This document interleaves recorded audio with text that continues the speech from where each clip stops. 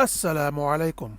Welcome to Voices of Bayan, an audio series formed in tradition and carried forward for this moment.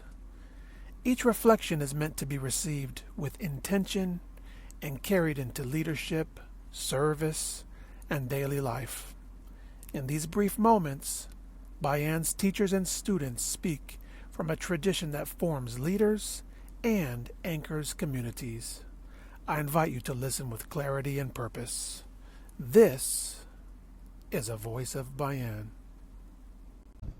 Debating, public speaking, doing anything in front of other people can be daunting, intimidating. That's one of the big challenges. Before you even get to art of rhetoric or art of argument or tips for public speaking, the first thing you have to do is people have to get over their own fears, nervousness, emotions, lack of confidence, hesitation when it comes to speaking in public. Mark Twain once said, there are only two types of speakers in the world, the nervous and the liars. Right? Those are the only two types of people when it comes to it's normal to have those nerves wherever you speak, wherever you don't, there's something probably wrong with you. And here's an interesting poll. I was doing some research on kind of what people think about public speaking. And a poll in America found that the number one fear of the average person, do you know what the number one fear of the average person in this country is? Public speaking in front of a crowd. Do you know what the number two fear is? Death. So think about that. The average person at a funeral, the average person would rather be lying in the casket than giving the eulogy. Right? That's the kind of fear we have of speaking out in public. So that fear is something we need to deal with, and the confidence, something I can't obviously teach or expart in 5 hours, but something to think about across this afternoon and in future, is what is your confidence level? How do you build up your confidence? How do you recognize the centrality of confidence when it comes to making an argument, making a pitch, coming up in front of your peers or in front of hostile people, which is obviously much harder to make the case. And what's interesting is you have the President of the United States right now, Donald Trump, who is an interesting figure when it comes to public speaking, because when you listen to him speak, three things come across. The first point is he's a very incoherent speaker. I think it's fair to say. He likes to ramble. If you read transcripts of what he says, it's always interesting to read a Trump speech, not listen to it, because it makes no sense in print. It's all over the place. But what's interesting with Trump, the two things about Trump which I find so fascinating is, number one, the man has a massive level of confidence. Right? He would not be president of the United States today if he wasn't so self-confident. He believes he's the greatest thing since sliced bread, the greatest speaker, the greatest performer, and that comes across no matter what format he's in. Many other people would have been nervous about having to debate Hillary Clinton, a person who actually knows what's going on in the world, over 3 debates. He did it. And I think what's interesting is when he speaks, he has that confidence. A lot of people, a lot of his followers, his hardcore supporters, people have compared them to a cult because he has that rhetorical impact on them, on following his words and his actions and his sayings. So I think it's interesting that the President of the United States today would not be president if he was not such a confident speaker. If he wasn't such a confident speaker, I don't think he would be president. So I think it's an interesting illustration of the importance of confidence.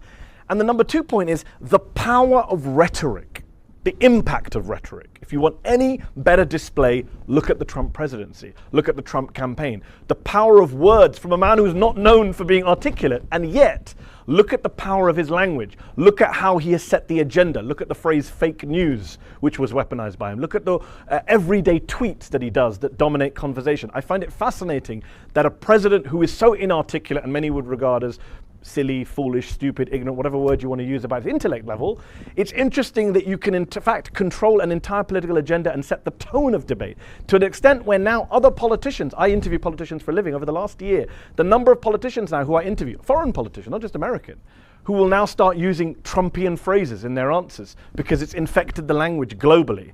That is important. That shows, in a negative way, the power of rhetoric to change people's views, thinking, attitudes, not just consciously but subconsciously, how it seeps into the dialogue. So what's important, therefore, is to remember that you may have your individual style of speaking, you may have your individual style of presenting an argument, but there is no right or wrong way. I know it sounds like an obvious thing to say, but I give you the most extreme example of Donald Trump, someone you would not say is someone who is a model for public speaking, and yet look at the way he's managed to use public speaking to his own personal advantage, to his own political, geopolitical advantage. I cannot overstate to you how important it is to really understand the importance of making an argument. And it's something we all get. This is not just about politics. Obviously, at a macro level, it's a big deal, right? You cannot have democratic politics without reasoned argument, debate, exchange of ideas in the public space. Going back to ancient Greece, that has always been the very basis of any kind of public forum and public discussion and deliberative democracy. But even at an everyday level, you know, from morning till night, you're making arguments. You're trying to convince people, impress people, persuade people, charm people. Whether you're trying to get a job, whether you're trying to get a wife or a husband, a spouse of some form, you need to persuade them. You need to have that winning touch. And what's interesting is that people struggle to translate those everyday skills that we all understand, we all have, we all use, whether we like it or not, into the public forum. And that's what I want to try and a little bit do today. Try and understand how things that are commonsensical, things we all do and we all understand, can be translated into a public argument. Remember, your goal when you're debating in public, whether it's a formal debate, like a high school debate or a university debate or a debate in front of an audience, or whether it's an argument with friends in your workplace, in your college, wherever, your goal is for people to walk away with something having changed inside of themselves, either up here or ideally in here. Right? That is your ultimate goal. If that's not your goal, then you're just showing off. You're just attention seeking, you're just trying to point score, you're just trying to undermine it. You want to change hearts and minds. Again, another cliche, but it literally matters when you're making an argument. Because if you're not connecting with brain or heart, or ideally both, it's just a waste of time. You're talking in the air. So I want to talk a little bit about how you play to those audiences and different audiences. And I wanted to start by going, let's just get this back in. I wanted to start by running through, I've got a bunch of slides which I want to talk about, just random tips that I put together of what I think makes for a good debater, a good public speaker, just skills, things you should have. And I think, can you all see? Oh, can you all see that? Yeah. So if you've got questions, save them up. When I get to the end, we'll go through and I'll take questions, comments, criticisms, things you don't agree with, things you do agree with, things you didn't understand. But opening up, number one thing, obvious. Absolutely obvious, but has to be said. And I was saying this, some of you at an event I spoke at last night. I said this last night. We don't do the legwork. We want to have abilities, skills, victories. We want to impress people, but we're not willing to prepare. Prepare. Audiences are impressed by people who know what they're talking about. So you need to know what you're talking about, or there's a get out of jail free card. At least give the impression that you know what you're talking about. Right? If you're not willing to prepare, at least have the ability to look like you've prepared. But ideally, make sure you spend your time thinking about your speech, gathering information, structuring it. Those of you who did high school debating will know about, every argument needs to have a claim, a warrant, an impact, the claim being the argument you're trying to make, the warrant being the reasons for that argument being correct, the impact being why someone should care about your argument. Your speech, obvious things. Sorry, I'm going to kind of teach you to suck eggs, but basic stuff. People don't realize, I've been to hundreds of speeches. Basic rules. You need to have a beginning, a middle, and an end. Sounds obvious, but do you know how many people don't have a beginning? I went to a speech, in fact, last week, where someone just went straight in. Literally, the beginning of an event in front of 400 people. What? No introduction, no nothing. Straight in. Beginning, middle, end. Remember, the more prepared you are, this comes back to the confidence point, the less nervous, afraid, hesitant you will be, because preparation will help you get past that stuff. We often want to get quick results, but we're not willing to put in the efforts required for the quick results. This comes back to the second point. Practice. Not enough just to prepare and put in the work and build together a speech full of great arguments, sources, facts, great one-liners, etc. What do you do once you've prepared your remarks or your speech? And it's not just about speeches, interviews. I do TV interviews. I interview people, and I'm a pundit. People interview me. You have to practice. Don't just turn up and think, I'm going to spontaneously give this out. In fact, I was telling someone this last night. Sometimes people come to you and goes, I love that line you said in this one show. And I'm thinking in my head, oh, it's so amazing how you think on your feet. And I'm thinking in my head, actually, I'd prepared that from a week before and memorized it. And it sounded like a great zinger one-liner on the day, but practice. As the old saying goes, 90% of how the talk will go is determined before the speaker has even gone up on stage. 90%. Because we're not all natural speakers. Even those of us who are natural speakers have to practice the order, the tone, the tenor, the style, the volume. Basic stuff. How many of you, before you've given a speech or done an interview or gone on an argument, have gone and stood in front of a mirror and practiced in front of a mirror?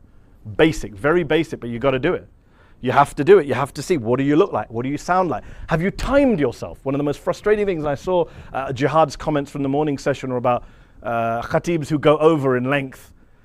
Basic stuff. Have respect for your audience. You have a time slot, don't piss them off by going way over, right? Time yourself, and don't have an excuse of, I didn't know how long it would be. Time yourself. Have some understanding of how fast or slow you speak. I know that if I have a 1,000-word speech, I know that'll take me 7 minutes to deliver because I know my style.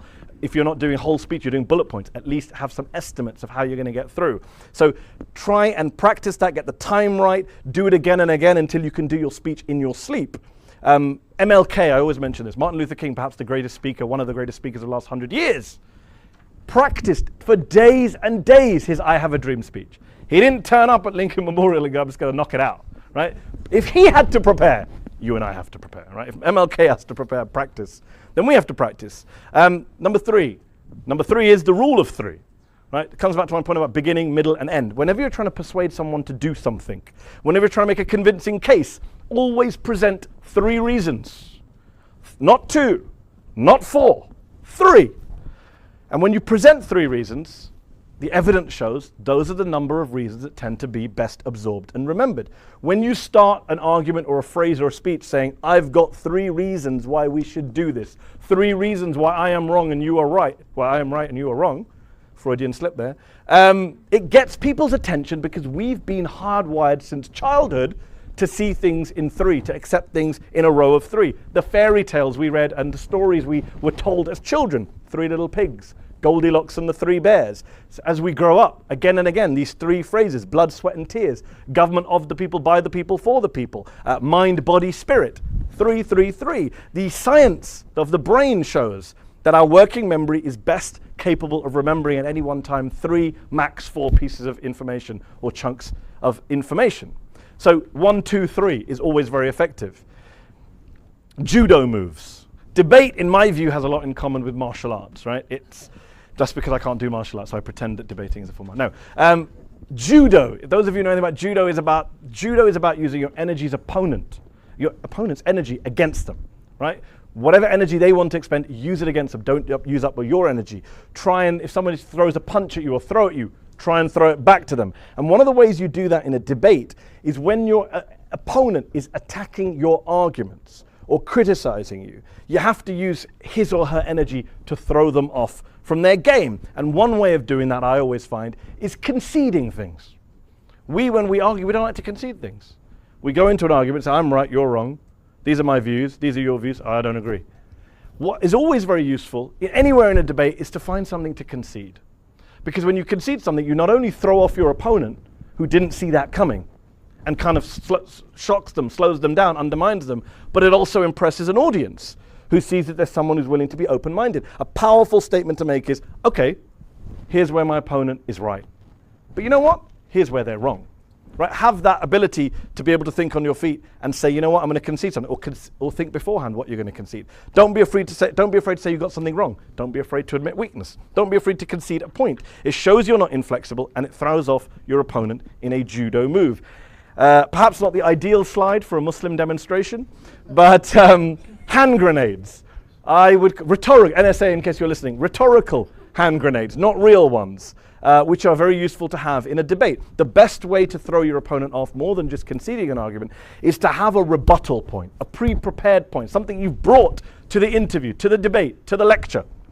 A zinger, a cutting line, a soundbite, something that they may ideally have not thought of, are not seeing coming, do not have a prepared answer or research point for. Something that might get a laugh from the audience, or might get the audience to go, ooh. Something that will make people stop.